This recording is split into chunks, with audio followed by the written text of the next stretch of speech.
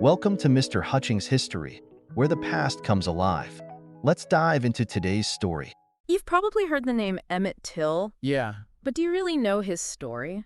I think a lot of people know just the basics. Exactly. Like just the name and that it was a really important case. Today we're going beyond the name. Right. We're taking a deep dive into Emmett Till's story. It's a tragic event. Yeah, it happened in 1955. A turning point in the fight for civil rights in America. We're using an excerpt from the Hutchings History podcast as our source. Oh, cool. We're going to uncover not just the facts of the case, but the world that allowed it to happen. You know, to understand this story, Okay. we need to understand the Jim Crow South.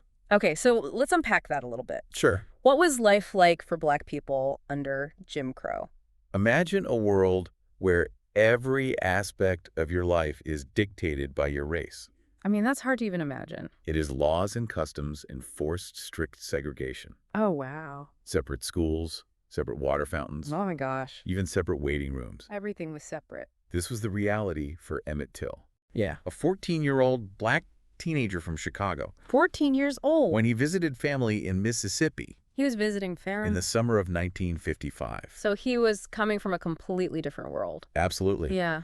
The source actually suggests he might not have fully grasped the gravity of these unwritten rules, Oh, wow. the danger he was in, Just by being there? simply by existing in that space. So this is where the incident at Bryant's grocery comes in. Right. A small store owned by a white couple. Yeah, The accounts of what happened vary.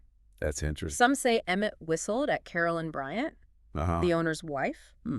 while others suggest there was a different type of exchange. It's fascinating how an everyday interaction, Right. something that wouldn't even warrant a second thought in a different context, Right. could escalate so tragically in the Jim Crow South. Wow. Regardless of the exact details, Oh, yeah. this encounter between a young Black boy and a white woman Yeah. set in motion a horrific chain of events. It's a stark reminder of how deeply ingrained racial prejudice was at that time. Absolutely. And, tragically, as we know, this incident didn't end with just words. No, it didn't. That happened. Carolyn's husband, Roy Bryant, Okay. and his half-brother, J.W. Malone, Uh-huh. they abducted Emmett from his relative's home in the middle of the night. Oh, my gosh. The source really emphasizes the brutality of what happened next. Yeah, I was reading about that. They beat him, I can't even imagine. tortured him. It's difficult to even fathom the level of hatred I know. that would drive someone to do something like that. It wasn't just a spur-of-the-moment crime of passion. No. This was calculated, premeditated violence. Emmett's body was found in the Tallahatchie River days later, So awful. so disfigured that he was only identifiable by a ring Oh, wow. his mother had given him. Just awful. That detail always stays with me. It's a powerful image. Yeah. Speaks volumes about the dehumanizing nature of this crime. And then there's Emmett's mother, Mamie Till-Mobley. Her response to this tragedy, I can't even imagine. it wasn't just grief. No. It was a deliberate act Yeah. to expose the horrors of racism to the entire nation. She made the incredibly courageous decision I can't believe she was so strong. to have an open casket funeral for Emmett Oh my gosh. back in Chicago. Wow. Photographs of his mutilated body were even published in Black newspapers like Jet. Really? This wasn't just about mourning. No. It was about forcing America to confront the reality of racial violence. It's hard to imagine the strength it took to make that decision. It is. To share her pain with the world like that. It was a pivotal moment. Yeah. The power of those images, Right. the raw, unfiltered truth they conveyed, Yeah. it galvanized public opinion in a way that words simply couldn't. It forced people to confront the issue of race in Yeah. a way they hadn't before. Absolutely. And then, of course, there was the trial. Oh, right. Yeah. The fact that Bryant and Malone were even charged with murder was rare for the time. Really? But the trial itself, held in Mississippi with an all-white jury, Oh, wow. quickly revealed the deeply flawed nature of the justice system. The defense put forth some absurd arguments That's that right. Emmett was still alive, or even that the NAACP, Oh, gosh. which stands for the National Association for the Advancement of Colored People, Right. a key organization in the fight for civil rights, Uh-huh. was somehow involved. Wow. But the jury returned a not guilty verdict after deliberating for just an hour. How is that even possible? One juror even commented that it wouldn't have taken so long if they hadn't stopped to drink a soda. Oh, my goodness. This verdict and the flippant remark from the juror highlight just how deeply ingrained racial bias was within the legal system. It wasn't just about a lack of evidence. Right. It was about a system that was fundamentally skewed against Black Americans. It's incredibly disheartening, but it also underscores the need for movements. Absolutely. Like the one Emmett Till's case helped to ignite. But the story and its impact don't end there. That's true. So we've got this trial, this blatant miscarriage of justice. Yeah. But the story keeps going. It does. What happened next? Well, after the trial, a journalist named William Bradford Huey, he paid Bryant and Malem to tell their story. He paid them to tell their side. He published their confession in Look magazine. Oh, wow. And their words are chilling. So they admitted to the murder. It did. In a magazine. And in their own words, Yeah, they revealed their racist motivations without a shred of remorse. What did they say? One of the most disturbing quotes comes from J.W. Malem. Okay. He said, and I'm quoting directly here, Okay. "Narder ain't gonna vote where I live. Oh, my gosh. And when a narder gets close to mentioning sex with a white woman, he's tired of living." It's hard to even listen to those words. They saw Emmett as less than human. Right. Someone they had the right to kill. That's the chilling reality of the mindset that fueled this crime. Yeah. And it wasn't just them. Right. This ideology of white supremacy permeated the South. It was everywhere. It was this belief system that allowed a jury to acquit them. It's a stark reminder that Emmett's murder wasn't an isolated incident. You're absolutely right. It was a symptom of a much larger problem. Exactly.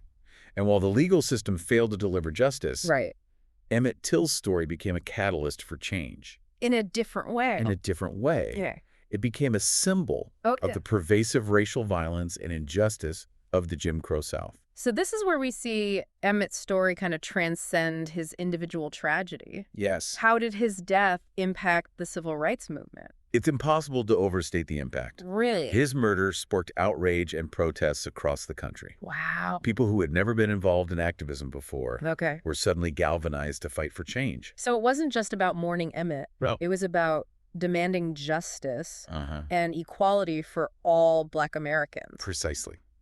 The movement was already gaining momentum. Okay. But Emmett Till's case brought it to the forefront of national consciousness. That made people pay attention. His story and the horrifying image of his open casket Yeah. became a rallying cry. I remember reading that Rosa Parks even cited Emmett's case Yes. as being on her mind when she refused to give up her seat on the bus Powerful. just a few months later. Yeah. And that act of defiance, of course, led to the Montgomery Bus Boycott. And the Montgomery Bus Boycott, in turn, inspired countless other acts of resistance and protest. Wow. Ultimately leading to the dismantling of Jim Crow.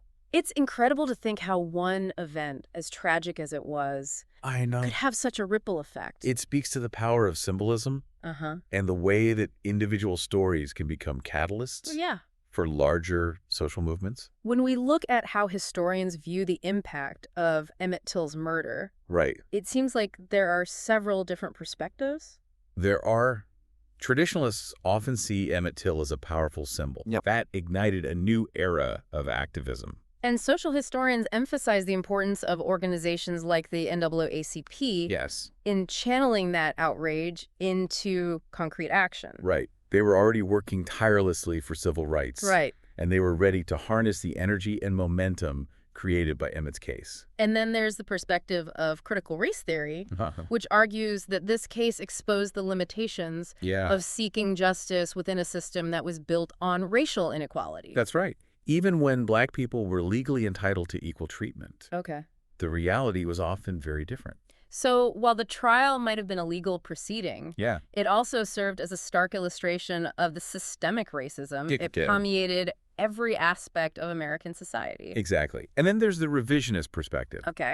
They argue that Emmett's murder served as a wake-up call, not just for Black Americans, but also for some white Americans who had previously been indifferent to the realities of racial violence. So this horrific event forced some people to confront the truth about what was happening in their country. It did. And while it's impossible to know for sure how many people changed their views as a direct result of Emmett Till's murder, there's no doubt that it contributed to a growing awareness of racial injustice in America. It's a complex and multifaceted legacy. It is. But it's clear that Emmett Till's death was a turning point. It was.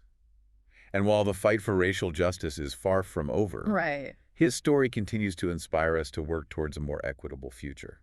That brings us to another aspect of the story. Yeah. The search for justice for Emmett himself. Right. We mentioned earlier that the case was reopened in 2008.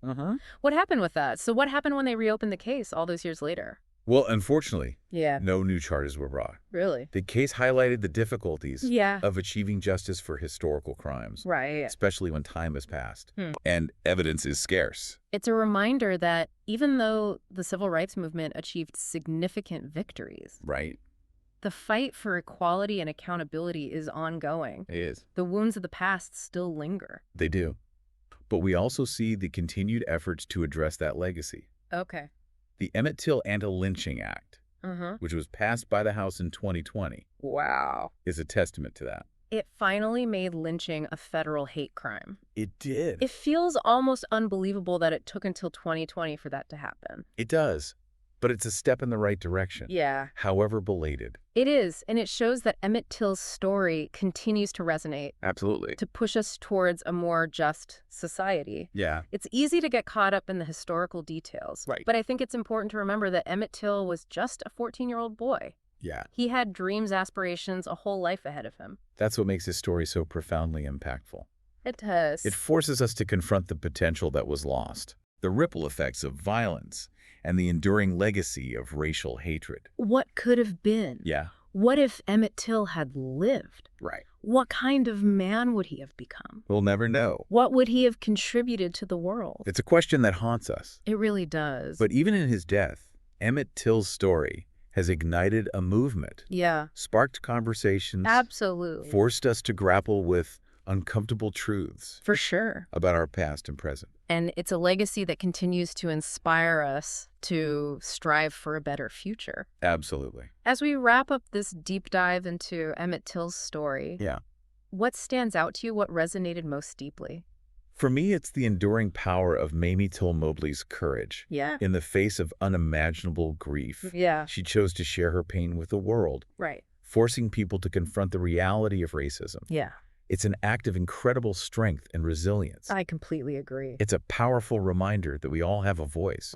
And that even in the face of seemingly insurmountable obstacles, we can make a difference. So as we wrap up, what's the one takeaway you hope our listener walks away with? I think it's the importance of remembrance. Okay. Remembering not just the victims, but the context, the systems that allowed such atrocities to occur. Right.